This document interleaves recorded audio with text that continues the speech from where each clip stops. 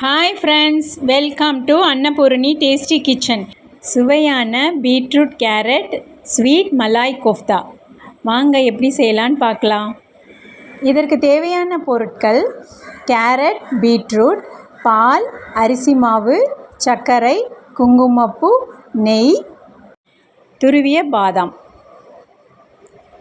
இப்போ பீட்ரூட்டை மிக்சியில் போட்டு நல்லா அரைச்சிக்குவோம். அதுலேருந்து கொஞ்சோண்டு ஜூஸ் மட்டும் தனியாக எடுத்து வச்சுக்கோங்க. அந்த விழுத நெய், ஒரு ஸ்பூன் நெய் விட்டு கடாயில் நல்லா வதக்கிக்கோங்க.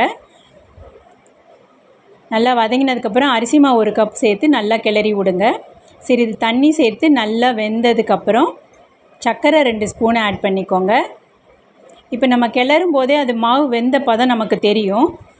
ஸ்டவ்வை ஆஃப் பண்ணிவிட்டு சிறு சிறு உருண்டைகளை நம்ம உருட்டி வச்சுக்கலாம்.